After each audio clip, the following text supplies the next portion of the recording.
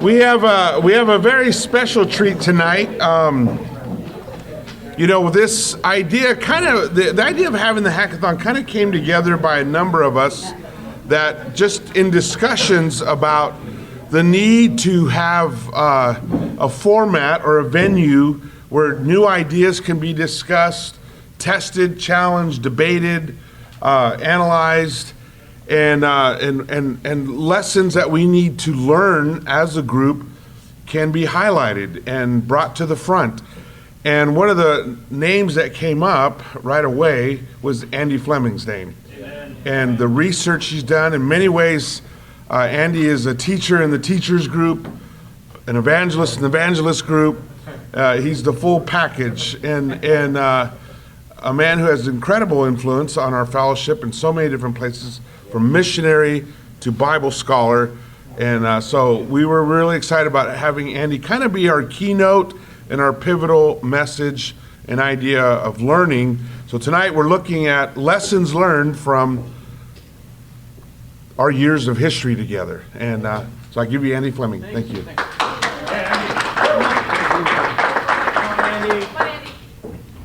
It really is a privilege just to be able to share with you guys this evening, talk a little bit about this paper. And I'm going to have some time tomorrow as well, because it's a big topic. And I have to tell you, how many people have actually read this paper? Like, I would say you've read it. Okay, so we're at about a third to a half, maybe. Okay, it's been. I'm very happy that we're filming this and getting a little bit of a YouTube version, because the only complaint I've had about my paper is it's too long and too deep. And I was telling people, well, there's lots of pictures. But when the graphs are just full of data, then that doesn't make it very easy either. But what is interesting too is I haven't had a single negative critical comment about its actual content after 10 months of publishing. That might be because it's just correctly right, or no one's actually interested in doing enough work to really test it to see how true it is. But I'm one of those people. I think my spirituality comes out of pragmatism more than my pragmatism comes out of spirituality. A lot of decisions that I make that I think are spiritually right, they actually come from the idea that, well, everything else doesn't lead to a good place, so that's what I'm going to do. And maybe that's wisdom, I don't know, but it's very interesting about what happened with this study, because something traumatic happened to us in 2003. Who would agree that it was traumatic? Here's another interesting question. Who was pretty surprised by how severe everything took place in 2003? Okay. How many people had a little bit of a inkling things weren't quite right? They were kind of, yeah, okay. So we all were, we're all feeling some things, okay? It's very interesting. And I think really what we've come to label 2003 as sort of the year everything broke. And the truth is, I was pretty close to the center of I had the great privilege of becoming a world sector leader in 1999, right as the iceberg was, or the Titanic was about to hit the iceberg, so it was a very interesting moment to be more deeply involved with what was going on. But actually, that only affirmed to me that we really had some issues in how we'd been building our movement. And I think it's important to understand that 2003 was not our problem. 2003 was painful. And in fact, there was so much pain going around, everyone felt some. Even if you were fairly innocent of various things, you still felt the pain just out of empathy, sympathy. But the truth is, it was when we had to face some truth about our movement that actually could have been truth faced, and you're going to see from the statistics, 12 years earlier, very clearly, but weren't faced. And because of that, we really ran into some issues. Scriptures teach us that God can either personally orchestrate difficulties in our lives, He loves us enough to do that, or He just lets the consequences of our own actions take place and doesn't intervene, which I think happens quite a lot too. That's a good good impetus to make level paths for our feet, just to avoid those kind of things. But God's plan for saving the world has always included the faithful service of human beings. And I don't know if you're like me, but every once in a while I've thought, man, is this really your best plan? Like to entrust world evangelism to people? Right. It seems kind of weak. But actually, interestingly, it works best when we understand our weakness. And in Christ, weakness becomes strength. So there's all these little paradoxes that really happen. And the worst things that happen is when you think you're strong. The worst thing that happens is when you think that you know. And so, we were setting ourselves up for 2003 for many years. And I knew some things were happening. I was amazed at the intensity of what happened and how widely spread bad things happened. It was really, that was what surprised me most. So what was the point of this paper? Well, one is, I'm a little, just going to be very frank here. I'm tired of people talking about being victims of 2003, when in fact they were the architects of 2003, and I include myself in the group. For good or bad, I've been with the movement now since 1983, and I am very grateful for that. I'm not going anywhere. The movement's going to have to kick me out, okay? I want to stay with this to the end, but we have to understand something. What happened in 2003 was because of what we were doing, how we were building. And what I want to do tonight, tomorrow I'm going to talk more of the sort of prescriptive things. I want us to understand what happened tonight. That's really the issue of tonight. Tomorrow we can talk about more of the takeaways, though I think there'll be takeaways from the stats, but I want to talk some more of the biblical things tomorrow. So the general format of this article, it's just to look for trends. And I'll be honest with you, I was surprised with what I found. This project began as it was going to be a doctorate degree, basically a doctor of practical theology. And I was in the UK, great program, too much ministry responsibility. I had to step out of it. So I put it on the shelf. But 2 years ago, as we were talking about sort of moving forward and making some changes in our movement, I felt like we so misunderstood what happened in 2003. We are reaching back into the box of pre-2003, maybe to pull out some things without really actually understanding what was good, what was bad, or why things worked the way they worked.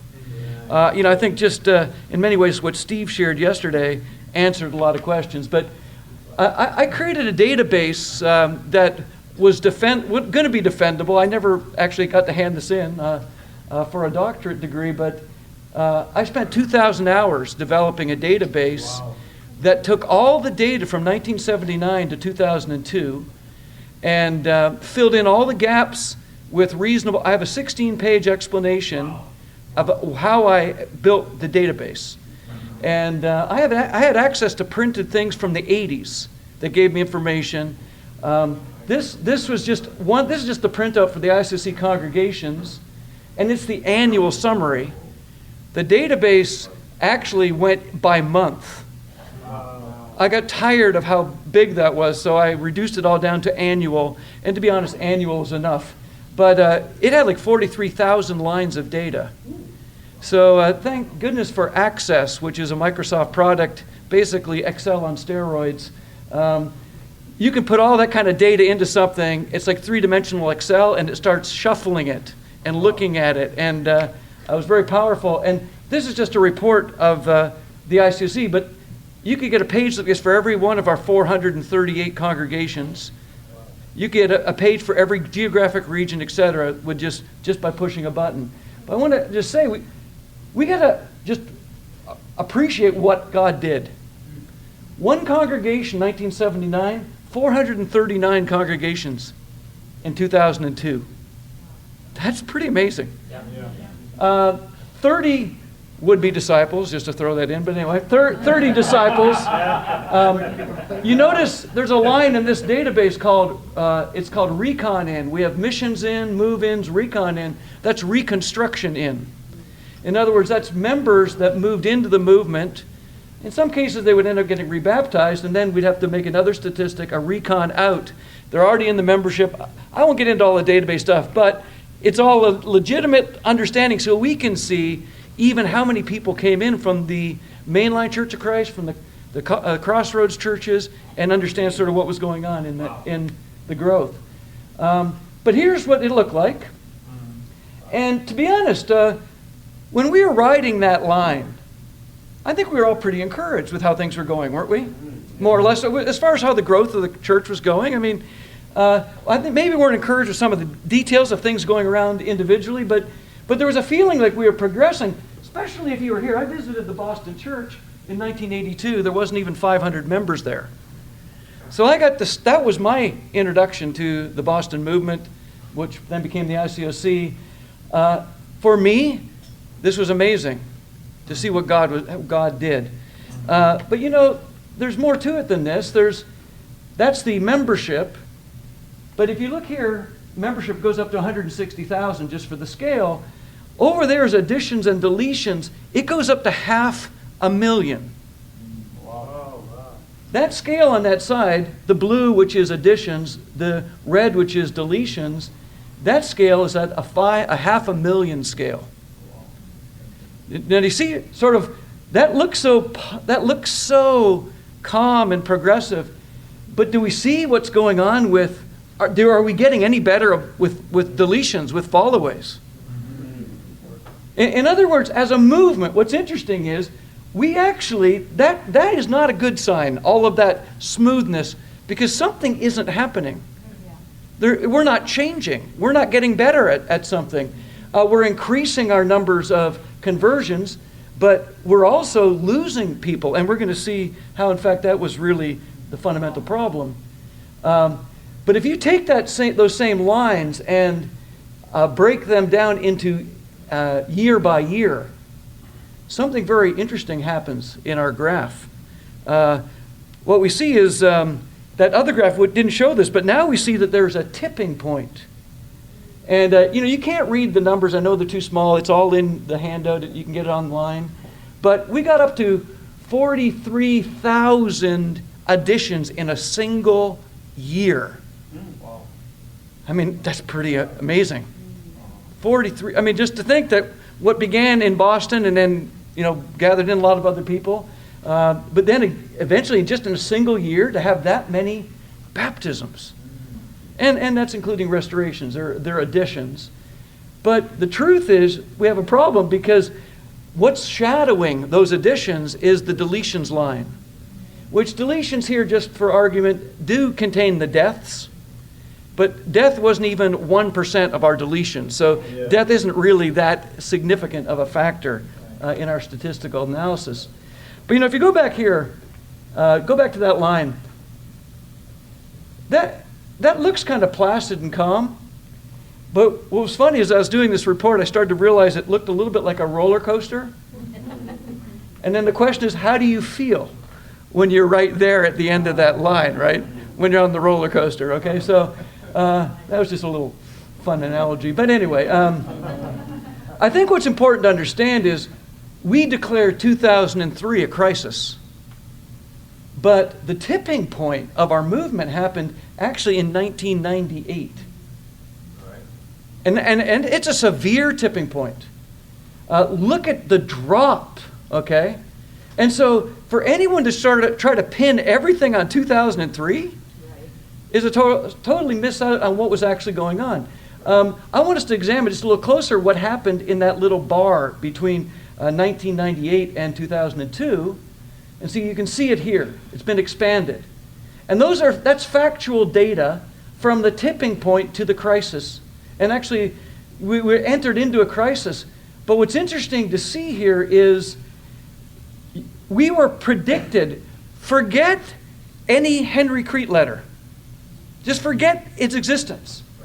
The stats were predicting a minus 9,000 in 2003 and a minus 19,000 in 2004. That was our stats. And you might say, well, this is just an anomaly. Remember, our stats is coming from 439 sources. See, when you do a data spread and you get all those sources and they all add up that consistently in the same way, this isn't one thing that happened. This is across the board. Something had happened. If you look there, and this is one of the shocking truths. In 2003, 2005, roughly 64,000 people left our movement. Okay, that should just hurt us. And for someone to say 2003 was terrible, don't you know how many people left? There's some rhetoric out there that blames everything on 2003. But let's go back 3 years. 2000 to 2002, 78,000 fall-aways. Oh, let's go back another 3 years. 97 to 99, 89,000 fall-aways. Okay, are we still going to say 2003 was our problem? No, 2003 is, no matter what we did, we couldn't keep the thing afloat anymore. Right? Whatever we were fueling this to keep it moving forward, it just was failing. That's what 2003 happened. But the indicators were all there. There's another way I want to just show this to you. And this is just so graphic. Like, here's the membership beginning 1997. I want to look at this in sort of 3-year increments again. So 97, we have 86,000 members. Look what happens. 123,000 additions in the next 3 years, but 89, almost 90,000 leavers. 90,000. In other words, in the 3 years following January 97, more people left than we actually had at the beginning of 97.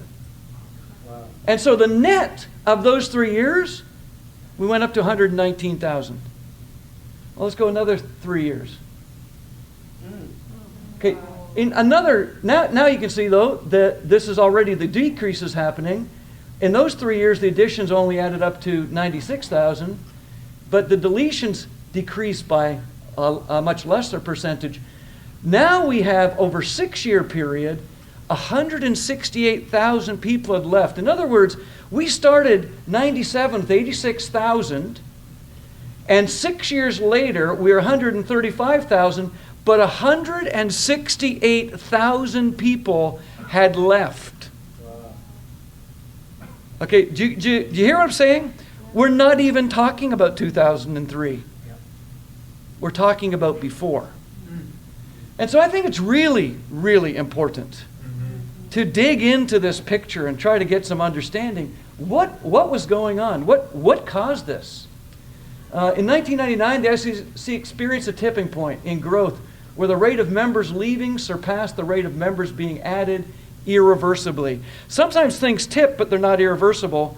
But the definition of a tipping point is, in fact, this moment where, in fact, nothing can save it. Divine intervention might have been able to do something. But as you notice, there was none. And we got to see something. Our problems are already in 98. Right. And actually even much earlier. And so we need to understand what was going on. This is important, I think, because we got to kill this idea, this scapegoat, that the Henry Crete letter somehow destroyed the movement. I think the phenomena of what happened with Henry's letter was it gave people a voice. And it was long enough, honestly, you could probably find something in the letter you agreed with to put a little tack into. But God allowed it to happen. And there's things, I don't believe the letter was done right. I don't think it followed Matthew 18. I don't think it was fair. I think it painted everyone with a black brush and didn't name the people. It didn't recognize the fact that already before that, Kip had been stepped down. Another world sector leader had been stepped down. The world sector leaders as a group in 2002 had voluntarily offered the rest of the movement the freedom to start working on a new way of doing it. In other words, we actually were making some great changes, but none of that got mentioned. Instead, people that were in fact already let go or taken out of their positions were being exposed as if nothing had been done about them. But there's something I have to say. There was a vacuum of information. And the vacuum of information, to be quite honest, I was there. It was on purpose because we didn't want to lose Kip. And we realized that if we publicly made this so public, we just alienate him and he would be gone. The truth is, though, that didn't work. But it happened anyways. But I do feel like a lot of these things, I think the theme that it keeps running through my mind is my conscience is clear, but that doesn't make me innocent. It's like my favorite verse, thinking about these years. I'm trying to do the best I can. Many people were. And I think you got to hear that too. I'm being critical here of what has happened as someone who was there. Someone who's also grateful for how God made good things happen. So I think we've got to be able to discern this. Because it's just like looking back at anything in your life. There's these good things and there's bad things. And sadly, we tend to demonize the past or we tend to idealize the past. We have a real hard time just looking at the past and kind of going, it was good and bad. And I think it's important for our movement as we move forward. One of the reasons I think it's most important, this is just funny, okay? I had the privilege of planting the Stockholm Church, which in its time, it wasn't quite the slowest growing, but it had to be close, okay? So, but after having been in Moscow for a few years, and I'm not sure that many people knew who I was when I was leading the Stockholm church, etc., but the Moscow church got more people's attention.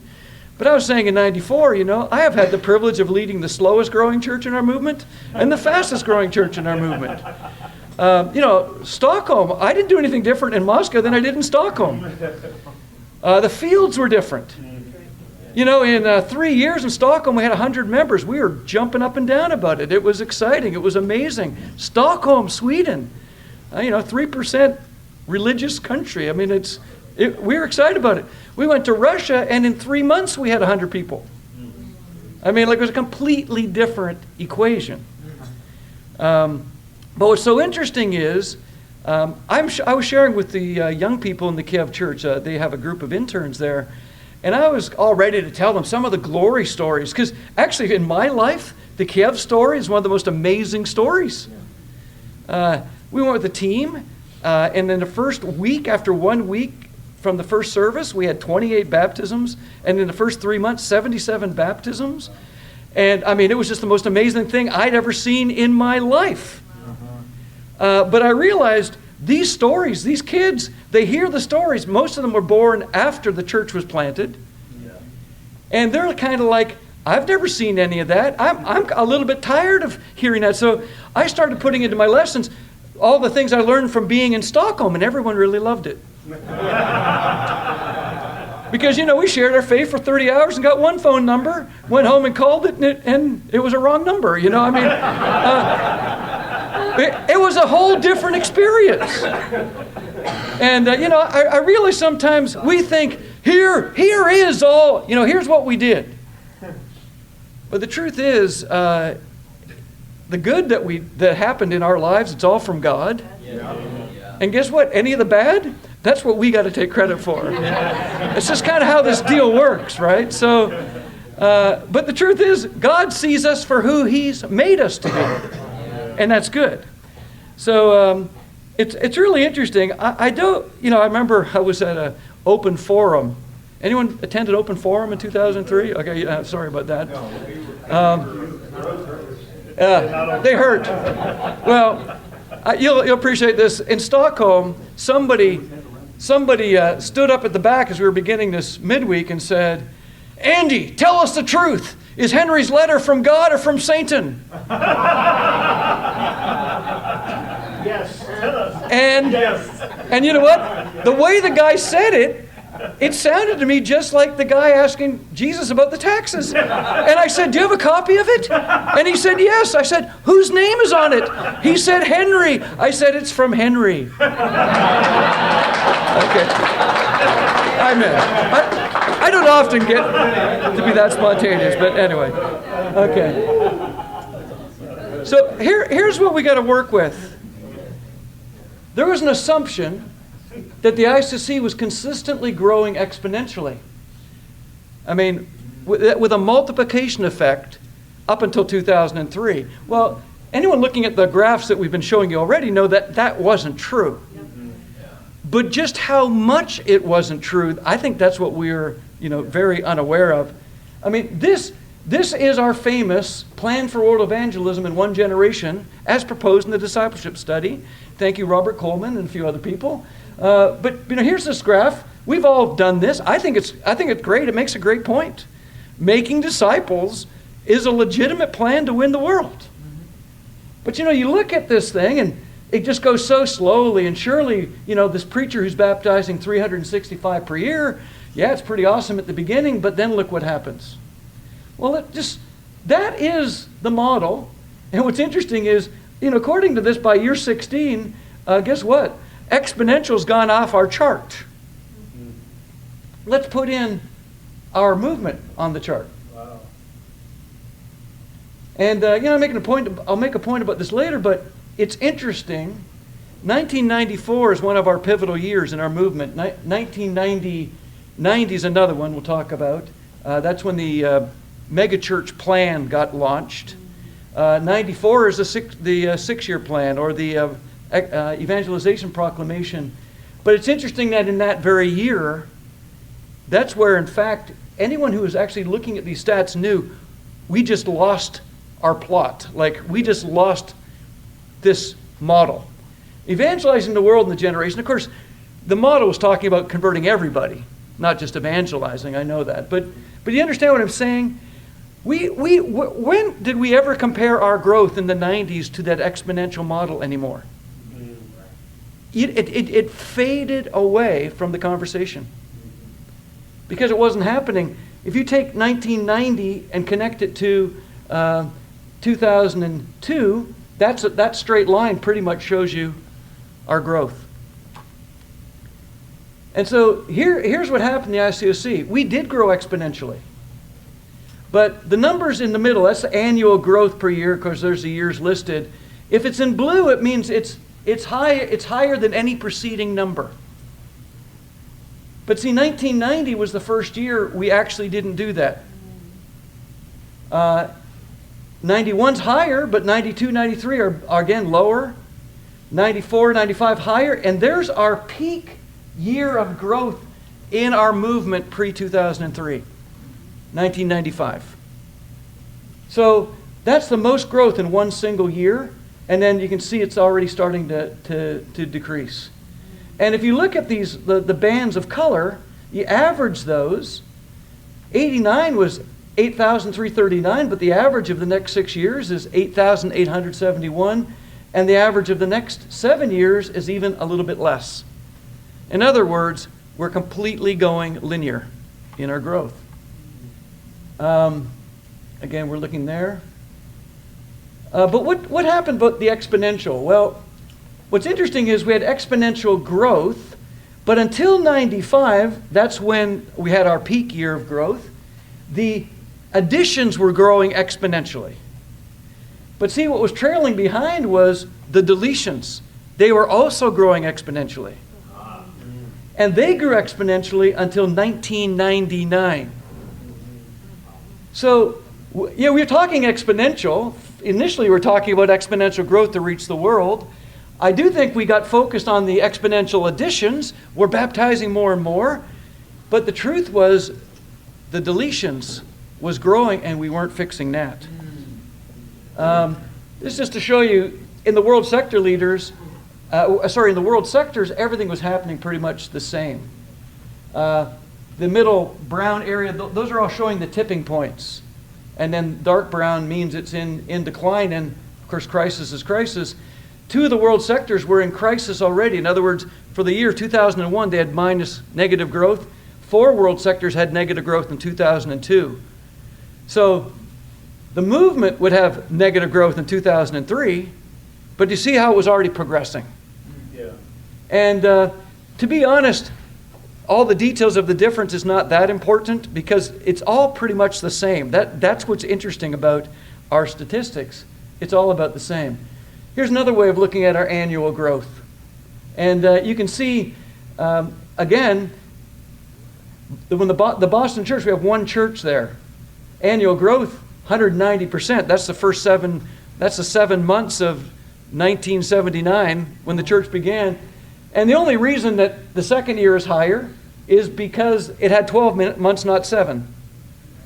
But this is the typical thing that the bigger something gets, the slower it grows. That's the typical model. So we had this one peak in 1984. What happened there? Well, we started planting churches. And in 1984, the density, the critical mass of our planted churches started to approach what Boston was doing and had an impact on our growth.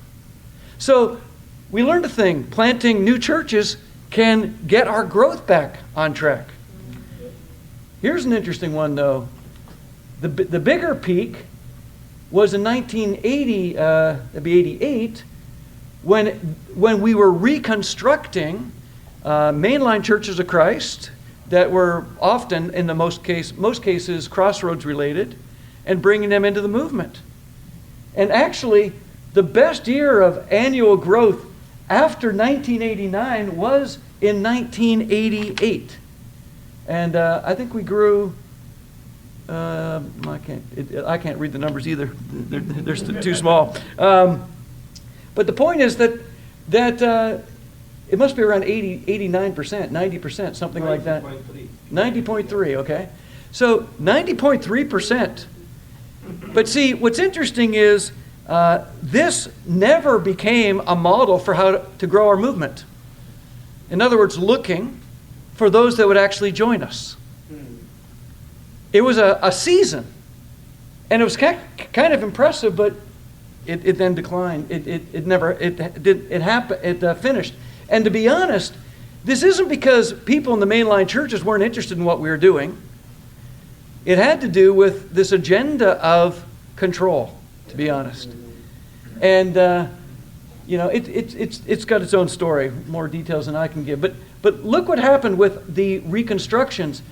Of the growth in the ICOC as a movement in 87, 47.6 of it was from reconstructions. 68% of the growth in 88 was from reconstructions. 40%, 36%. So the overall total over that 4 years, almost half the growth came from reconstructions. Now, not only did we grow in number, we got into our congregation a lot of experienced people. Also didn't help it helped the finances. Didn't hurt the finances. It was helpful to bring in mature people, it was a blessing. So, again, just looking at this graph, somehow I went backwards. Okay, I see what I wanted to do. Right here we see another rise. Okay, that rise actually isn't because of anything really good that was happening. That rise and the one in 98, those are recoveries from massive failures in the movement where we had a great number of churches with minus growth. So it isn't that peak should be there. This probably should have fallen more evenly, but it is that, in fact, we had such a big problem. But again, remember the whole point of this statistical study is to find the warning signs. So what happened? Sorry, run through that again. There we go. What happened in 1992, 43% of our membership were belonging to churches that had negative growth. Now, the reason for that is a great percentage of our membership was in the Boston church. And Boston, beginning in 1990 to 1992, really had some difficulties. And it lost a fair number of people. It didn't just plateau, it dropped. And we'll talk a little bit more about that in a second. But what this graph is also showing us is a small number of congregations can have a big influence on what's happening in our statistics. These are warning signals. Because in the end, the performance of our big churches will take over the performance of us as a movement. And this is a thing we'll see near the end. But you see how it's all climbing back near the end. So in 2002, literally 50% of our membership were in churches that were not growing numerically. That's 2002. Okay, so this one line is the number of churches, the blue line. The red line is the number of churches with negative growth. So just 33 churches out of 121 with negative growth meant 43% of the membership was not in a congregation with positive numerical growth. But then we have this mandate in 1990. Every church in a megacity must build a megachurch if they are to reach every person with the gospel. You know, the ICC as a church planting movement began in Boston. Everyone knows this. Originally the Lexington Church of Christ. And it wasn't just the founding congregation, but also the pace-setting congregation for the movement. By 1989, the Boston congregation, just 10 years later, had either planted or supplied reconstruction leadership for 29 other congregations and had sent out at least 438 members on mission teams. That's pretty significant sacrifice. Then, in the 13 years leading up to 2003, Boston went on to plant another 21 churches and send out an additional 391 members. I mean, nothing really compares to Boston. Just to put it into kind of perspective, the next top 3 sending congregations in the ICC were Johannesburg, Mexico City, and Moscow, and they sent out 49 plantings and 529 members in combined total. In other words, they barely equaled what Boston did in its first 10 years. Something very good was going on in Boston. But it's not surprising this megachurch idea first appeared in Boston, because the membership had already passed 3,000 by 1990, and it was embracing its role as pioneer and example of the movement. And the following bulletin article helps give us some perspective in history about what was going on there.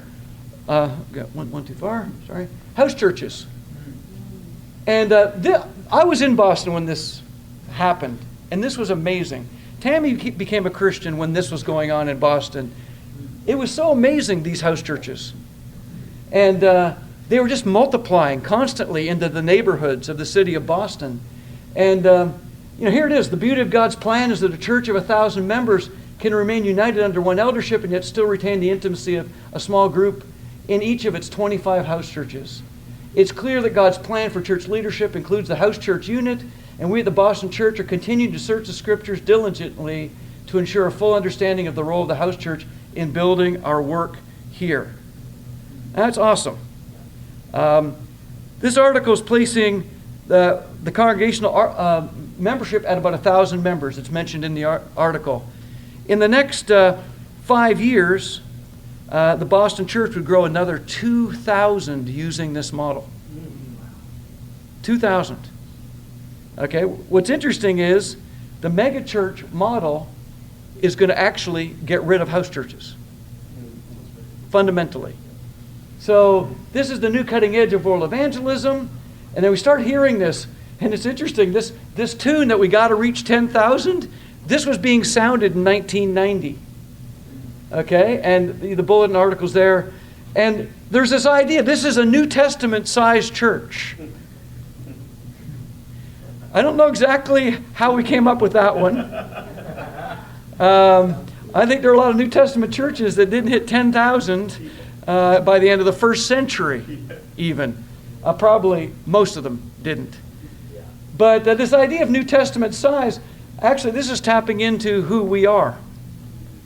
We are a Bible-based movement. And if you're going to put something out there, you better put New Testament in there. Just to make sure we all understand this is what the mandate's coming and where it's coming from, okay? So beginning in the 1990s, I read that. The following week, under the title A Year of Conquest, the Boston leadership again reiterated its goals for 1990 and stated in point number 9, as Boston goes, so goes the movement. Boston now needs to lead the way in becoming a megachurch of over 10,000 disciples. Okay? So, man, we are talking about a very concrete plan that materialized. From where exactly, I'm not sure. Definitely megachurches were already beginning to form in the United States, and there was a trend towards megachurches by 1990. But then what's interesting, in the bulletin, 2 weeks later, the Boston Bulletin affirmed the commitment with an honest admission that we don't yet know how to grow large churches, megachurches. And then the leadership's commitment and faith for this new plan was emphasized in the following two must statements. To win the world for Jesus, churches must grow without limit in size. My goodness, that reminds me of a little joke we had in Boston, run as fast as you can and accelerate. That's the secret of success, Win the world for Jesus. They must grow without limit in size. I mean, what does that mean? And then every church in a megacity must build a megachurch if they're to reach every person with the gospel. Okay? What else? Well, then we have the announcement of like a much more clear detail about how things are going to go. 2 months later, the Boston leadership went on to announce the following. By the grace of God, we are the largest single congregation of any kind in Boston history. Being a pioneer in areas of church growth, we occasionally wander away from the path, all the while confident that God will provide a voice, the Scriptures, saying this is the way, walk in it. We now find ourselves at such a place. There are symptoms that indicate we have wandered off the path. In 1989, we grew very little numerically. Now, the strange thing about that, not according to the stats, but something was happening internally already in Boston. Although many disciples were made, we did not do a good job of keeping people faithful, which is also an interesting choice of terms. Because making disciples is more than baptizing them. It is keeping them faithful. Making disciples is an ongoing process. Okay, although many have great relationships, there's too many who do not. We as leaders are convinced, after much prayer, reflection, and discussion, the problems are twofold. We as leaders have failed to meet the needs of members, and the organizational structure is out of date, except for the general guidelines and principles laid out in the Bible. The specific organizational structure is not sacred. Now, you're going to see where we're about to go with this. Everything is permissible, but not everything is constructive. Nobody should seek his own good, but the good of others. This is the verse being quoted to launch megachurches. House churches were launched with a great Bible study about the book of Acts and how they were used, and people were there praying, and this whole apostles going house to house. This was launched with, there's really no guidelines here, so we're free to do what we figure out to do. Interesting. I mean, I think that is a Bible verse, but I don't think that's a good use of it, yeah. But then this is interesting. After reviewing some of the challenges inherent in sending out many mission teams and observing that the decision makers had stopped leading at the house church level, the article stated several problems have developed. Decision makers have too little contact with the people. The most experienced, qualified leaders are leading leaders rather than leading the people. The speed with which teams have been sent out has disrupted relationships. With the structure, many second-line leaders have developed a mindset of waiting to be told what to do rather than using their own creativity, gifts, and initiative. And so then it says, and finally the article continued, on Saturday night, March 10th, the church heard exciting plans which will put us back on the path. Much more than just a reorganization, a conceptually new plan was unveiled. The zone, averaging 150 to 300 members, becomes the basic church unit, and the house church unit is no longer used. The zone, in fact, will function as the house church of the Bible. 300. Isn't that so interesting? The zone's going to function as the house church of the Bible. I mean, I believe people believe this. But the assumptions that are being laid down in here are pretty crazy when you think about it. I just want to read a few. These are sort of my takeaways from the assumptions that were stated there. New Testament-sized church of 10,000 disciples is a phrase that infers the so defined megachurch is to be a biblical mandate. That is overstating it. Yeah. Somewhat, okay? Number two, churches must grow without limit in size, and every church in a megacity must build a megachurch. These must statements were in fact logical extensions of a previously articulated principle of ICOC's church building strategy, really stated clearly in 1986, one city, one church. which was interpreted to mean that each city must have a single congregation with a single leadership structure, and thereby if a congregation continues to grow in a single city, it must eventually become a megachurch. There is a logic there, but we have put a parameter on this thing by one city, one church. That then makes, so if you're going to evangelize your city, obviously you have to become a megachurch. But is that really true? Is that the only model? I mean, that's just a good question. The zone will function as a house church of the Bible. In other words, the Boston leadership was saying that the relational intimacy of a living room could be reproduced in a rented facility, and the discipleship, training, and fellowship possible with a small group of people could be effectively reproduced with 5 to 10 times as many people present. Also note, this statement makes no attempt to reconcile the previous declaration made 6 years earlier in the Bulletin of June 1984. It's clear that God's plan for church leadership includes the house church unit, and we at the Boston Church are continuing to search the Scriptures diligently to ensure a full understanding of the role of Hearst Church in building our work here. That was what was stated, which actually I think was incredibly sound and awesome. But we got away from that with this ambition for the megachurch. Then the statement, the organizational structure's out of date. Now, it's interesting. The new plan noticeably limited the proposed structural changes to the membership level of the congregation, and not specifically articulated in these bulletin reports. The one city, one church principle had already evolved into something even more specific: one city, one church, one leader. Okay, this was happening. Beginning in 1987, mission plantings no longer had a pair of leaders. They had a single leader. Our paradigms were shifting. And we were all being funneled into, you got to build a megachurch, without actually having built one. Without actually knowing what that would look like with our principles of discipleship.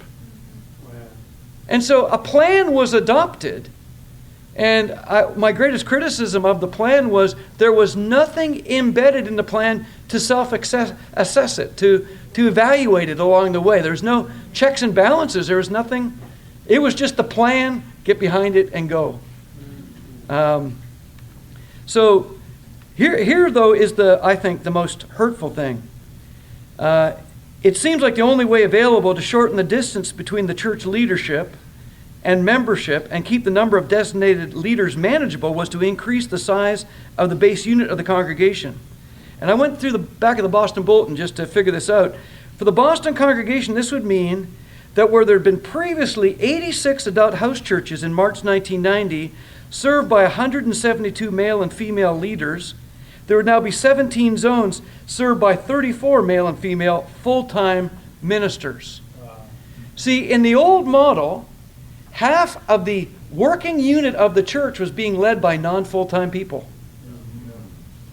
See the synergy that was naturally there? That decision took the base unit of leadership away from the membership and made it professional and put it into the hands of the ministers. So after conceding a failure in meeting the needs of the congregation and a serious disconnect between the members and top leadership, the Boston leadership decided to do away with house churches and replace them with zone meetings under the assumption that a structural revision would somehow solve the acknowledged pastoral challenges. I mean, I just think it's amazing when you get an idea how you start to argue it, but don't really see even immediately the fruit of it. So, I've read through that. This statement was made, as Boston goes, so goes the movement. What's so interesting is, this is Boston in its first 11 years, and see what happens? Blue is additions, red is deletions. Have we seen that before? As Boston goes, so goes the movement. A truer statement has never been said. And actually, we'll see that this is how it went everywhere. This is kind of making it a little shorter so you can see in context 11, 12 years what was going on in Boston. But Boston hit a tipping point and then a crisis. And after it stabilized in its crisis, it would just grow linearly for a while till it hit another crisis. Here's what churches with 2,000 members look like. That's the average one, with 14 churches over 2,000 supplying the data. There's Boston. We basically have the same thing happen. You see that? And this is the model of all the churches. Up here, over 2,000, 1,500, 2,000, 1,000 to 1,500, 500. See the same pattern? We have the same pattern everywhere. And this pattern, only in the churches that reached a great size did the pattern go as long as like 10 years before it started to decline. But what you'll see is the decline happens faster and faster depending on the maximum size of the church. And these churches were all plateauing at certain sizes.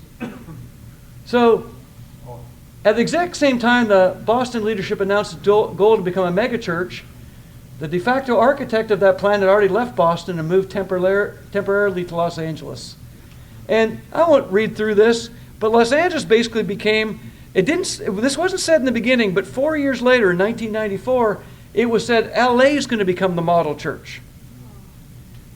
And I will fault us all for this. We didn't fix Boston. I don't know if we realized how bad Boston was or that it was all going to happen to the rest of us. I don't know what our appreciation of it was.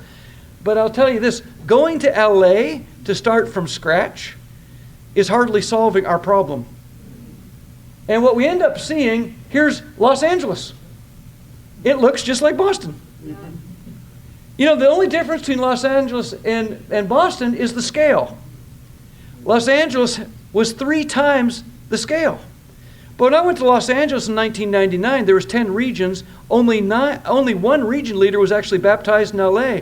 All the other 9 region leaders were imported from somewhere else. I mean, in other words, the LA church wasn't built on principles that we could imitate. Boston was imitatable. LA was built on taxation and recruitment, where Boston had been built on generous sacrifice and voluntary moving. There's a great difference in that. You know, just this next little graph is kind of interesting. This LA, over the years, took more than 700 leaders from other congregations. Now, I hope I'm not just reawakening bad attitudes anybody has, okay? I know some of the guys who were asked to do the recruiting, and they hated doing it, but the way things were, it was hard to break out of that system. But if you see that dotted green line, that's what that's LA's actual performance.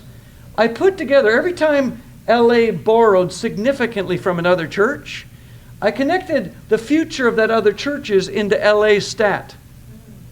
In other words, so how much of LA's grew? Because in 2 of these situations, after LA took 60 leaders, the church went into crisis. Wow.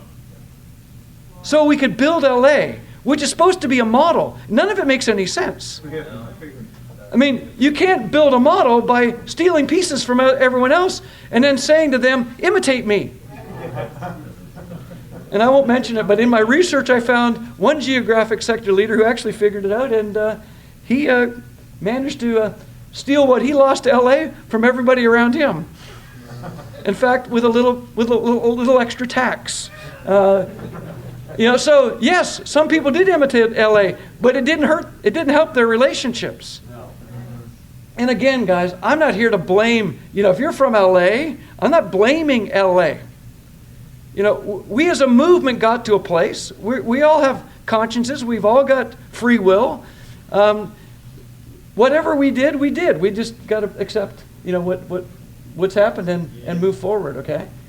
But it is important to understand a lot of suffering happened, and LA would have been, on its own steam, from what I could calculate, under 6,000, which actually would put it on par with Atlanta, interestingly, or a couple other congregations in maybe New York or something. I mean, it wasn't what it was held up to be because it wasn't built in an imitatable way.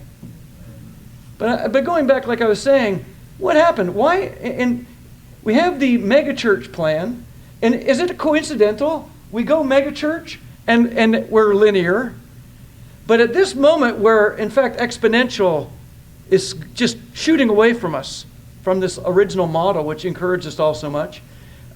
It's shooting away. Now the 6-year plan comes out. And I got to tell you, the 6-year plan, well, when I was in the 6-year plan, I used to say the 6-year plan was good for about 3 years. And then, like I wasn't the only person sending back little messages to the top. This is hurting us. But the evangelization proclamation changed the field goal. There's nothing here about exponential growth. See, exponential growth was our key word for the first 10 years. Exponential, exponential, exponential. Reproduce. But what's the key word here is now we're going to go into all the countries. And we just changed the goalposts. And, you know, it was exciting to watch the nation countdown, right? But when you realize what happened in our church planting, like, I know, this is one of the busiest graphs in the paper. Okay, but is there a little light there? Sure. Is there a laser pointer? It's not working, okay. Don't worry about all the details except one thing. That little red line, that little black line. This is amazingly impressive, guys, when you think about it. From 1987 to 89, the average church we planted, this is not the reconstructions, these are the new plantings. The average planting from 87 to 89 was 294 members after 3 years. Wow. That's the average. The average after 5 years was 446. These are self-supporting congregations. Amazing, right? Yeah. Well, you go another 3 years, and guess what? It almost drops in half. It's 156 now. That's almost half of 294. 230, almost half of 446.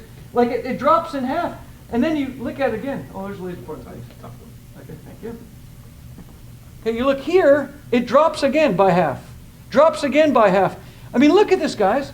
In 96 to 98, we're planting churches that are on the average 40 members after 3 years. And the 6-year plan only gave them funding for 2 years. Maybe 3. And this, it just keeps going. My point is that this model actually didn't achieve anything except we were already weak and now we're spread thin. And I began this study. I actually thought this was the real problem. I actually don't think this was our biggest problem in what happened in our movement. It was what was happening it was this paradigm of the big church, this growth paradigm. That was our problem. But interesting here, we just got weaker and weaker.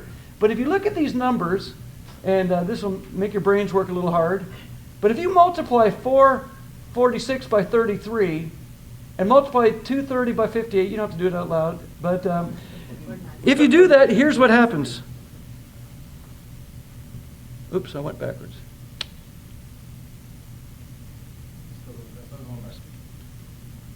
Why am I going backwards? I want to go forward. That's what we're all asking. Yes, exactly.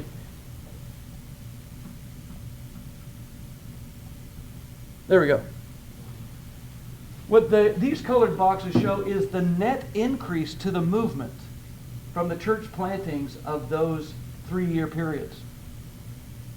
We added more members to the movement in 87 to 89 than we did in 90 to 92. But we planted half as many churches. See, this is the number of plantings. Went up to 117. We're planting 117, but having less impact. In other words, we've yet again chosen another path that didn't actually multiply. Instead, it spread us out so thin. And I couldn't do the last 3-year segment, not enough data to get 3 years and 5 years. But do you see what's going on? By 96 to 98, all of our church plantings, 109, in 5 years only added 6,000 members to the whole movement. And what was going on? Oh, sorry. Up until the 6-year plan, the average team size of a church planting was 16 members. From the 6-year plan forward, the average team size was 7. I mean, a lot of these were, They've been on a few with 2 members. Yeah, 1. I mean, and then we wonder why, like, this is showing you how many failed. The colors above the green of those that got planted. And this has failed by 2002.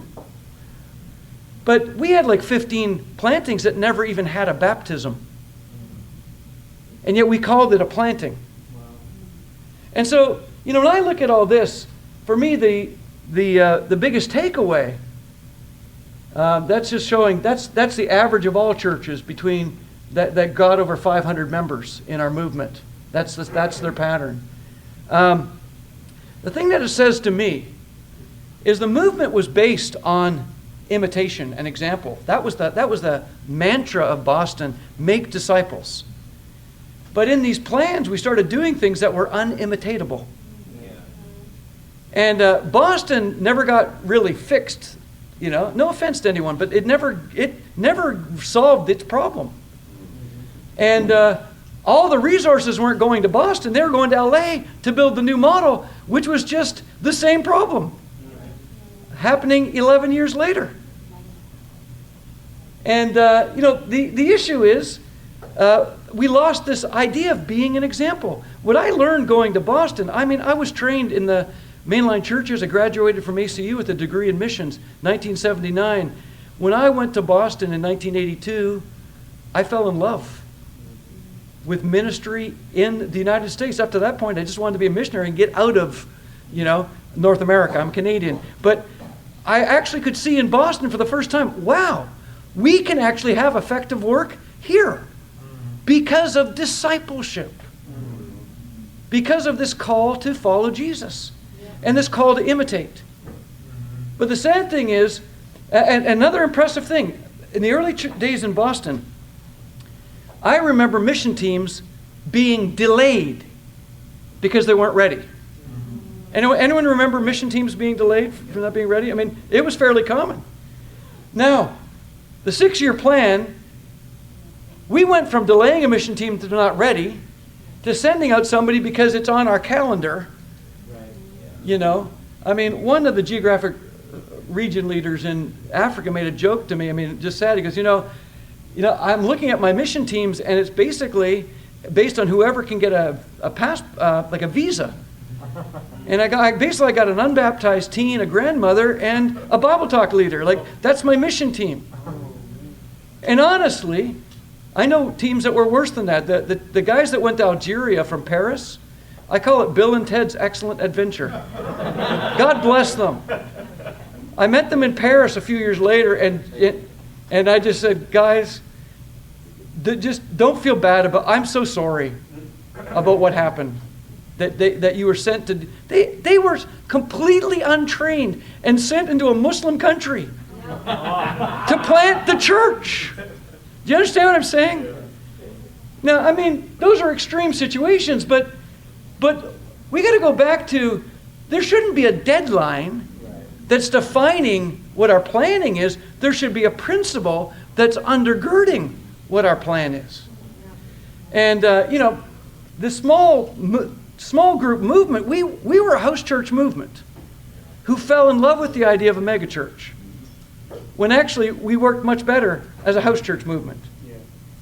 And there's so many more other things to be discussed, because this isn't a matter whether you can have a unified church of tens of thousands in a city. I'm not talking about that. But it's the instruments that you use. It's the plans that you have. It's the overall direction that you're going.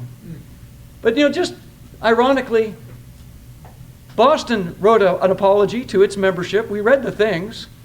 LA and many others wrote apologies in 2003, almost saying all the same things that Boston had said in 1990. And my point is that God gave us a lesson that we didn't learn. And if we had fixed Boston, I actually believe we'd be in a very different position today as a movement. If that had been the mission, because we all just ended up becoming, as Boston goes, so goes the movement. No truer words have been said, though they were said in great hope. They actually had another application in life. Just a final thought. This is a very small one. Our history, because of certain individuals, there's a lot of banging on the mainline church. But I just want to make a point. The mainline church had a unity moment in 1832. And that's when the Stone Campbell movements came together. Interestingly, they both dated back about 20 years, 22 years. Well, interestingly, 1989 is when we sort of finished joining together with Crossroads Ministries, Boston, becoming the Boston movement. We were 21,213. They happened to be 22,000 at the time of their joining. That's the historical estimate. I just found it very interesting that we both had about 22 years of prehistory. And then this mark the point the same. Well, there's only 3 statistics I can find historically about the mainline church. One is here in 1844, the other one's 1860, then 1880. This is an autonomous movement growing. Because they're not about autonomy. That was never their thing. The thing was about preaching the gospel and Jesus. Yes. You know what I'm saying? Like, it wasn't about this structure. That's right. We've been taught to be critical of the structure. Now, I think I'm not advocating their model either. I'm advocating we find God's path for us. But what's interesting is, so this is where we were going. Even going as we were from 89 to 2002, Right. we still weren't going to do what the mainline church accomplished. Wow. Yep. Do you see what I'm saying? Yeah. And then we had our crisis, and then, so basically, for all that rhetoric, in 2007, we're about the same size the Stone Campbell movement was at about the same moment. Wow. And guess what? They kept going to 192, and we're around 110,000 right now. Now, it's not a contest. Right. The comparative isn't even comparing a system. It's simply to say, we got to find the biblical principles That's right. and put them into practice. Amen. And we need to be the servants, of 1 Corinthians 3, and God will give the increase. Amen. So I know this was a lot. It was a much shorter version than you'll find in the paper. But I would just like to hear some response, and tomorrow we can talk more about the takeaway kind of like where to go lesson. But just, I want to make sure we understand this, okay? Greg?